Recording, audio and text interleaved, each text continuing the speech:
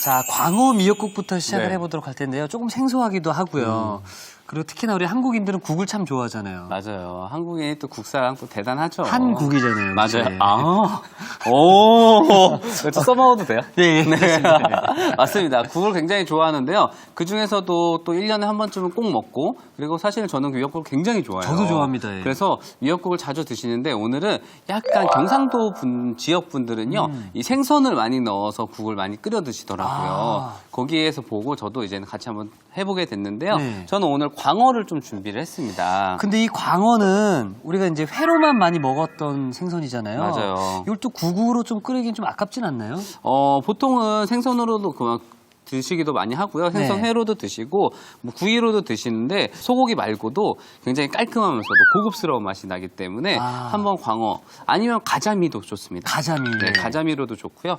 오늘쯤은 한 번쯤은 회 말고도 해보시면 좋을 것 같은데요. 네. 일단 저는 오늘 중요한 포인트는요. 이 광어 머리와 네. 그리고 광어 뼈에서 나오는 이 뽀얀 국물이 오늘의 포인트라고 할 수 있습니다. 광어 머리가 포인트라고요? 그렇죠. 네. 그래서 일단 좀 육수를 좀 우려내야 돼요. 육수 낼 때 뭐 다른 거 여러 가지 들어가지만 사실 미역국에는 육수를 굳이 사실은 여러 가지 채소를 넣을 필요가 없어요. 왜냐하면 미역 자체로도 굉장히 맛있는 맛이 나오기 때문에 근데 여기에 광어 뽀얀 국물까지 들어가면은 정말 깊은 맛이 좋아집니다. 와, 뭐 사골 느낌도 나겠네요. 그렇죠. 예. 제가 한번 일단 광어는 제가 뼈를 좀 잘라서 네. 넣도록 할게요. 그래서 보통 생선 회를 뜨면은 이렇게 머리를 주고요. 머리는 그냥 통째로 넣으시면 되고요. 이렇게 몸통 뼈를 많이 주시는데 와. 이 몸통 뼈를 좀 잘라서 넣는 게 가장 좋으실 것 같아요. 그래서 뼈 마디 있는 데를 놓고 칼로 한번 툭 이렇게 잘라주시면 여기도 자, 만약에 내가 좀 어렵다, 칼로 하는 게 좀 어렵다 하시면은 네. 가위로 가위로, 하시면 됩니다. 가위로 하시면 좀 더 안정적으로 하시기 편하실 거예요. 요거를 제가 끓는 물에다 좀 넣도록 하겠습니다. 사실 어두육미라는 얘기가 있잖아요. 맞아요. 사실 생선에서는 생선 머리에서 굉장히 맛있는 맛이 많이 우러나오거든요. 네. 그래서 생선 머리를 꼭 버리지 마시고 이게 국물 내기용으로 쓰면 더 좋습니다. 자, 일단 이게 오늘의 쿡포인트가 될 수 있을 것 같은데요. 광어 머리로 밑국물을 만들면은 훨씬 진한 국물이 만들어진다고 합니다. 네. 자, 이렇게 광어 뼈를 같이 넣어주시고요. 자, 그리고 양파를 그냥 통째로 하나 넣어주세요. 이렇게 해서 한번 끓여주시는데 적어도 30분 정도는 끓여주셔야 이 광어에서 맛있는 맛이 우러나옵니다. 미리 끓여놓은 밑국물이 있죠? 네, 제가 한번 볼까요? 네. 자, 보시면 아니 이게 사골 국물이잖아요, 완전히. 사골 육수 같은데요. 근데 이게 굉장히 저는 오히려 광어를 좀 추천을 해드리는 이유는요. 네. 광어가 비린내가 좀 적어요. 그래서 뭐 등푸른 생선은 굉장히 약간 비릿한 냄새가 강하지만 광어 자체만으로는 굉장히 좀 깊은 맛도 나면서 굉장히 기름기도 좀 적은 그런 생선입니다. 자, 이렇게 지금 좀 우려놨어요. 네. 자, 이거를 체에다 받쳐서 한번 국물을 자, 이거를 작은 걸로 여기다 그냥 한번 넣으시고 제가 네. 부을게요. 네. 자, 만약에 나는 그냥 한 마리 통째로 하고 싶다 하시면은요. 이렇게 통째로 넣으신 다음에 살을 좀 발라주셔도 좋으시고요.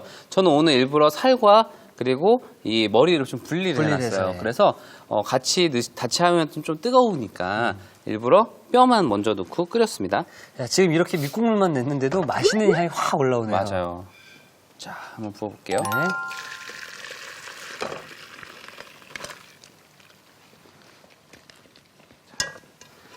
자, 이렇게 준비를 해주시고, 자, 이 국물이 오늘의 맛을 좌우하는 맛있는 거의 보양식 수준이에요. 보양식 수준의 이 국물을 준비를 해주시면 되고요.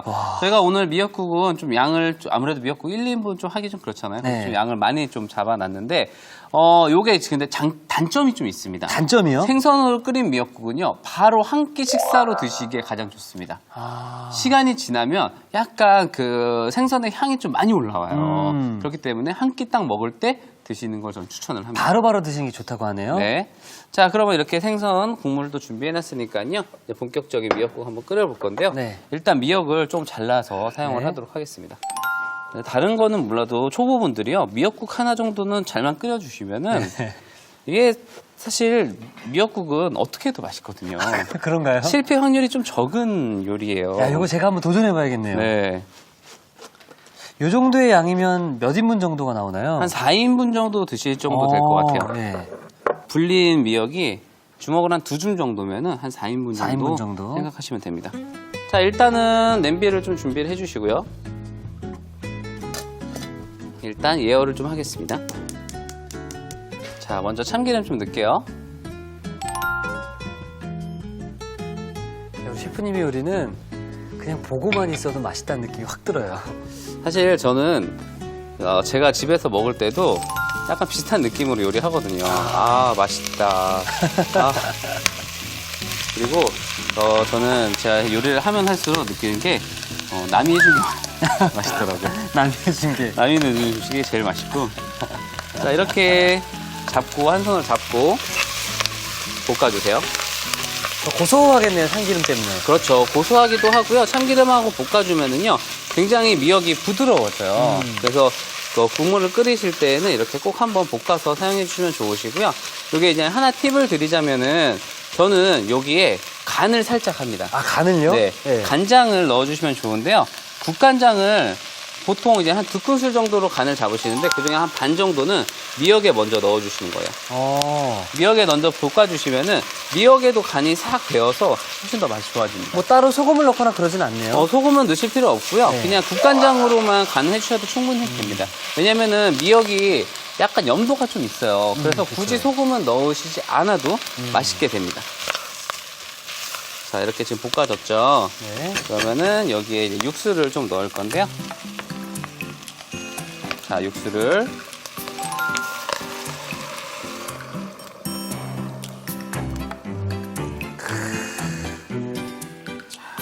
야, 진짜 시원하겠다, 이거 진짜. 맛있어요. 자, 일단 좀 푹 끓여줄 건데요. 지금 이제 육수가 좀 뜨거운 상태니까 제가 여기에 이제 생선살을 조금 넣을 거예요. 광어살을 같이 넣고 끓여줄 건데요. 자, 그냥 생선살 이렇게 보면 그냥 회용으로 이렇게 뜨잖아요. 예. 이렇게 하셔도 되고 껍질이 붙어 있어도 상관없습니다. 아. 껍질이 붙어 있어도 익으면서 굉장히 부드러워지기 때문에 걱정 안 하셔도 돼요. 그리고 이렇게 통째로 넣는 이유는 끓이면서 어느 정도 살이 좀 부서지기 때문에 너무 작게 자르시지 마시고요. 그냥 큼직하게 넣으신 다음에 끓이면서 조금 잘라주셔도 돼요. 자, 일단 좀 끓여줄게요. 간은 처음부터 하지 마세요. 그리고 마늘도 처음부터 넣지 마시고요. 마늘은 팍 끓었을 때 마늘 넣어주시는 게 좋습니다. 이렇게 몇 분 정도 끓이면 좋은가요? 한 10분 정도 끓여주시면 좋을 것 10분 같아요. 정도요? 네. 자, 그럼 이 국이 잘 끓을 동안 저희 닭고기 두부조림을 좀 부탁드리겠습니다. 자, 두부는 제가 보통 한 번 하면은 이런 거 한번 좀 양을 좀 많이 하는 게 좋잖아요. 네. 그래서 두모를 할 겁니다. 두모. 그리고 두부를 이게 한번 튀기면 좀 약간 작아져요. 그래서 조금 큼직하게 해주시면 좋으시고요. 4등분 할게요. 그냥. 자.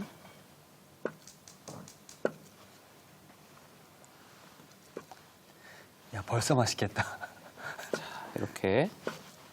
이게 사람의 또 매력이 또 있는 것 같습니다. 또 셰프님의 또 매력인 것 같은데 그냥 딱 보고만 있어도 우리 셰프님의 요리는 그냥 이 두부만 자르는 모습만 봐도 맛있겠다 생각이 드네요. 제가 살을 안 빼는 이유가 네, 요리가 더 맛있어 보이기 위해서 제가 한번 희생하고 있습니다.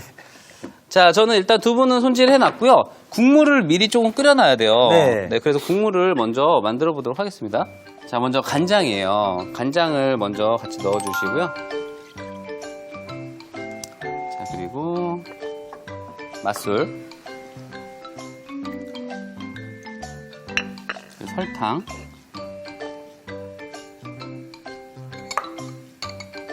자, 그리고 물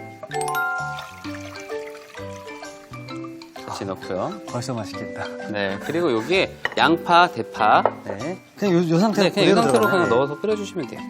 일단 쉽게 생각하시면 데리야끼 소스처럼 만들어주시면 되고요. 데리야끼 소스에 조금 더 감칠맛을 살리기 위해서 이제 끓어오르면 거기에다 가스 없이 가다랑어포를 함께 좀 넣어줄 예. 겁니다. 자, 조금 더 맛있는 국물을 내기 위해서 다시마를 좀 넣어주시고요. 그리고 청주를 같이 넣고 끓일 거예요. 자, 가다랑어포는 나중에 넣어주시는 게 가장 좋으시고요. 네. 후추 가다랑어포는 나중에 한번 끓어오르면 넣어주시면 됩니다. 자, 그러면은 저 국물이 잘 끓 동안 네, 끓고 있을 동안. 이번에 이제 닭고기를 네. 닭고기는 저희가 결대로 찢어줄 건데 아무래도 익히는데 좀 시간이 걸리기 때문에 살짝 포를 떠서 넣어주시면 시간을 더 단축시킬 수가 있어요. 부위가 지금 닭 가슴살인가요? 가슴살이고요. 만약에 나는 가슴살보다 좀 더 부드러운 걸 원하신다 하시면은 닭 안심을 사용해 주시면 됩니다. 자, 이렇게 준비를 해주시고요. 닭고기는 조금 더 양을 늘리시는 거는 괜찮습니다. 네. 그래서 뭐 내가 닭이 더 좋다 하시면은 두부를 좀 줄이고 그리고 닭고기를 좀 더 늘리시는 것도 좋으실 것 같아요. 보통 두부에 뭐 여러 가지 입혀서 튀기기도 하는데요. 조림으로 할 때는 그냥 두부 채로 튀겨주시는 게 있는 가장 그대로요? 좋습니다. 네. 자, 한번 넣어볼게요. 네. 자, 온도가 올라가면은요.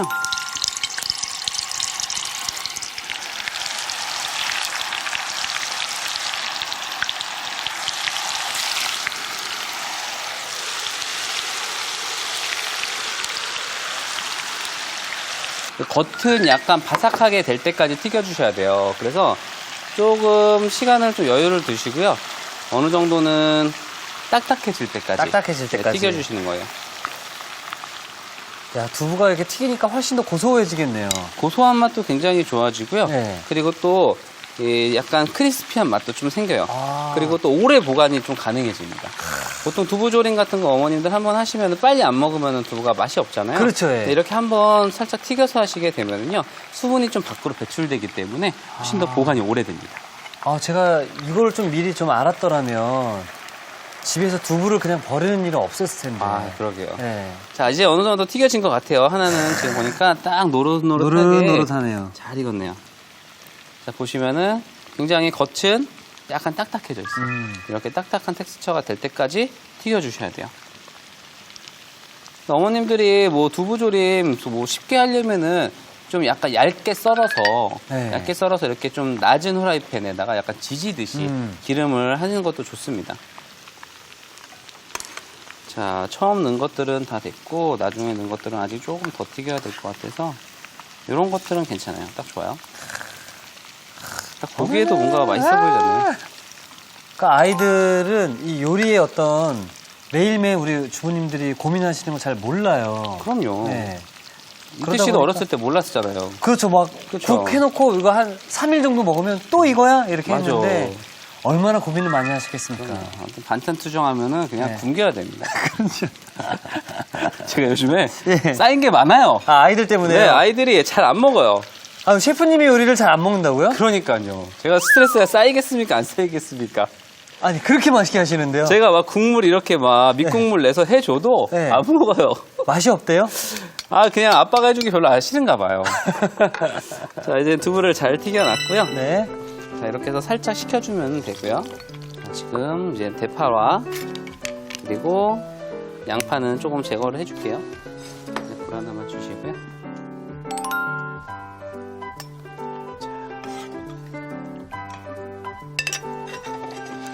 자, 가다랑어포는 너무 오랫동안 있으면요 맛이 너무 진해지기 때문에 네. 빨리 하고 빨리 건져주는 게 가장 좋으시고요. 자, 이렇게 놓으시고요. 바닥에다 놓으시고 자, 이렇게 부으신 다음에 자, 이걸 살짝 기울여서 이렇게 맛을 빼주는 거예요. 어머나, 어머나. 야, 이건 일식 느낌 물씬 나는데. 네, 향이 또 굉장히 좋아요. 네.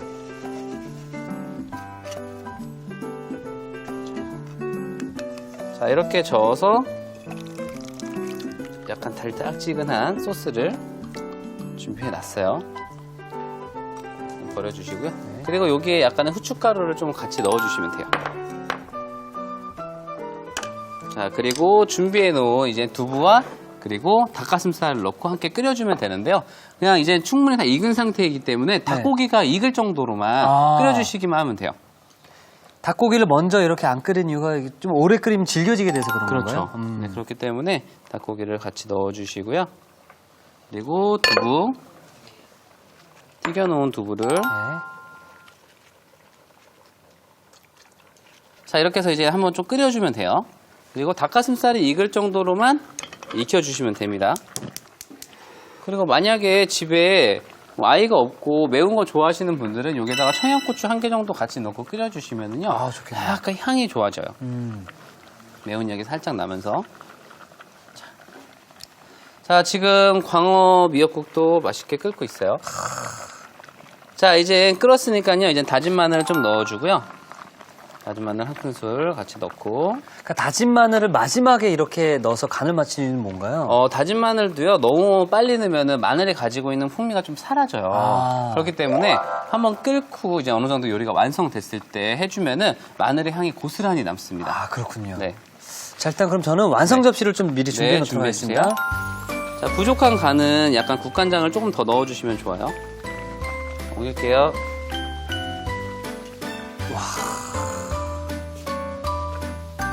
진하다, 진해. 와. 진합니다. 네. 사실 미역국 평범한 요리죠. 근데 미역국이 정말 생각날 때가 있잖아요. 있죠, 예. 그런데 오늘은 정말 제가 봤을 때는 이특 씨가 이 미역국이 또 생각나실 것 같아요. 드시니. 저 그리고 미역국 굉장히 좋아하거든요. 아, 그러니까 확실히 지금 이 미역국 국물이 진한 이유가 그 광어에서 나온 그 육수가 그렇죠. 광어에서 나오는 뼈에서 뼈, 그리고 그렇죠. 머리에서, 머리에서 나오는 나오는. 그 맛이 굉장히 좀 새롭기도 하고요. 굉장히 또 감칠맛 자체가 좋아지기 때문에 와. 또 생선 그 고기와는 또 색다른 재미가 있습니다.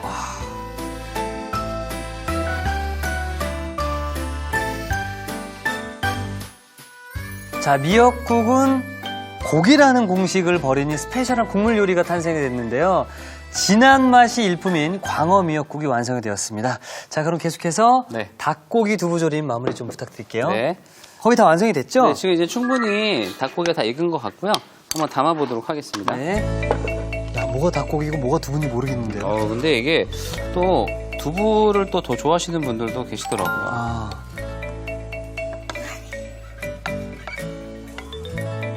일단 두부를 좀 담고요. 네.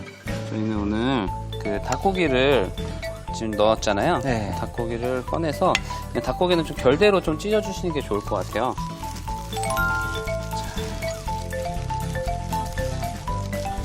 자, 닭가슴살을 위에다 살짝 이렇게 얹어주시고 아, 이런 집에서 거였구나. 이제는 보관을 하실 때는요. 여기에 이제는 차갑게 그냥 냉장실에 보관해 주셔도 좋으시고요. 드시기 전에 뭐 전자레인지에 살짝 돌려서 드시는 것도 괜찮습니다. 자, 해주시고요. 마지막에 이제는 뭐 깨도 좋으신데 여기다가 파를 조금 껴주시면 좋아요.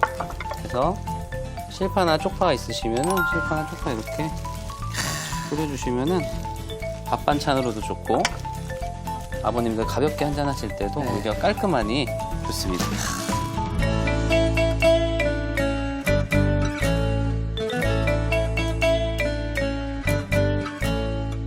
자, 영양 만점 반찬인데요. 촉촉한 닭고기 두부조림이 완성되었습니다. 여러분의 밥상을 더욱 특별하고 맛있게 오늘의 콕 포인트를 살펴볼까요? 영양 만점 광어 미역국 맛깔나게 만드는 비법을 공개합니다. 밑국물을 만들 때 광어 머리를 넣어 함께 끓이는 게 키포인트.